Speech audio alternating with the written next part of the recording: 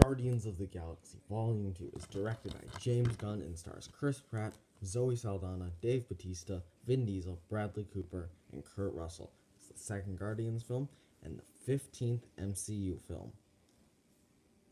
That's a lot of movie. That's a lot of movie. And I think I might enjoy this one slightly more than I enjoy the first one. I know that's not a very popular opinion, but it's kind of how I feel. I really love the first one, but I don't know, there's just something about this movie that I feel has a little bit more rewatchability.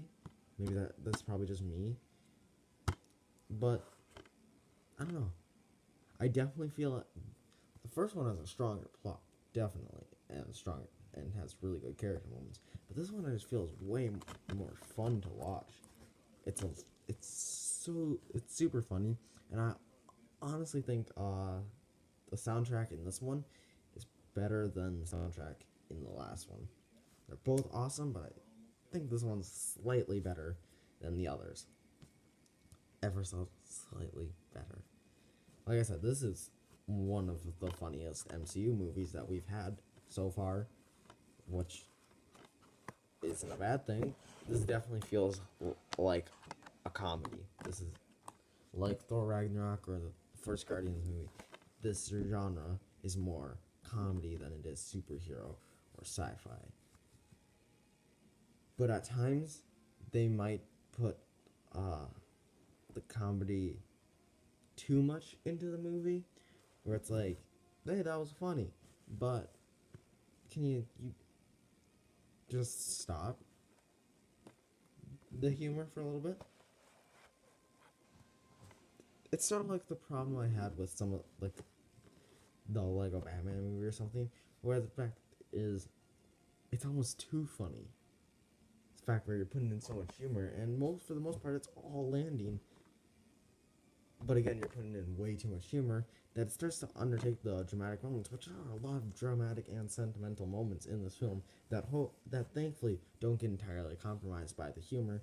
Because if so, that'd be definitely depressing. There are some moments that will definitely tug at your heartstrings, mainly with Peter and Yondu and Ego.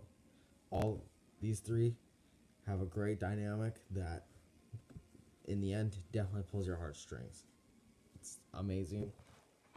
And this is definitely Star-Lord's movie. Where the first one was a team movie, this one is more about Star-Lord because it's about his father.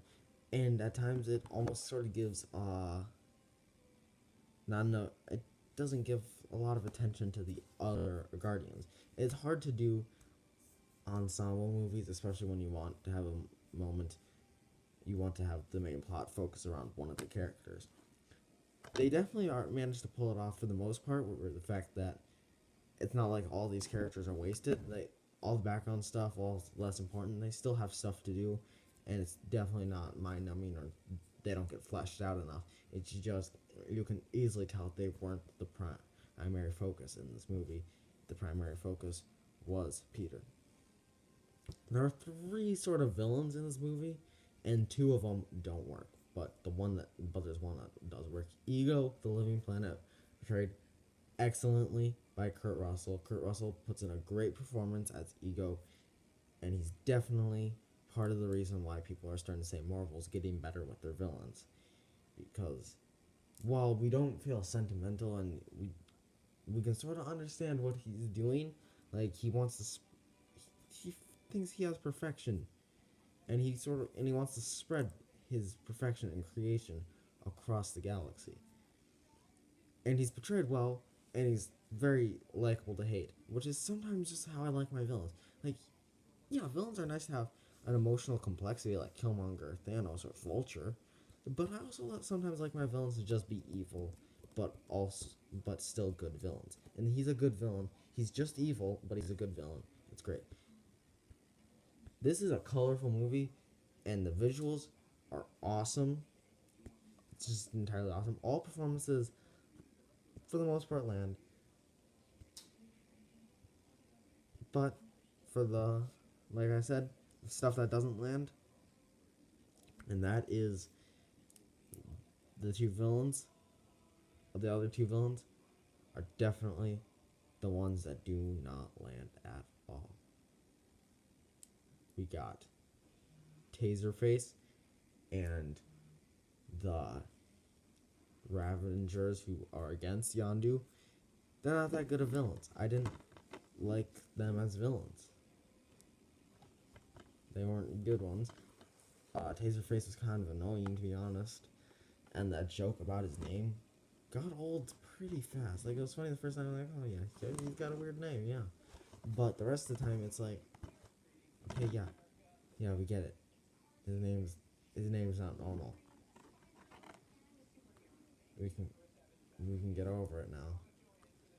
You work with a guy called Star-Lord.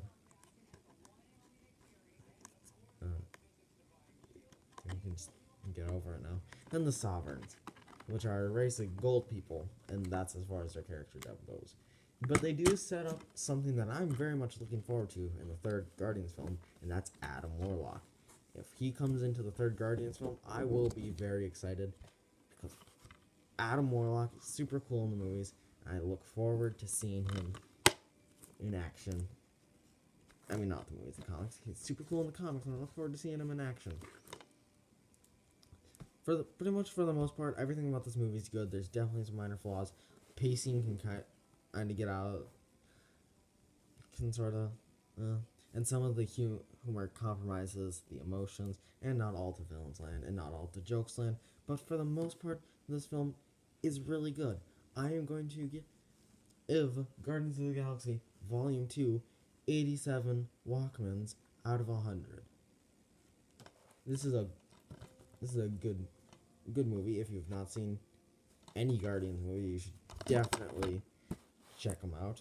They're definitely some of the best the MCU has to offer. Endgame is officially out. I am seeing it tomorrow, so expect a review very soon. This is Jordan from Jordan Reviews, signing off.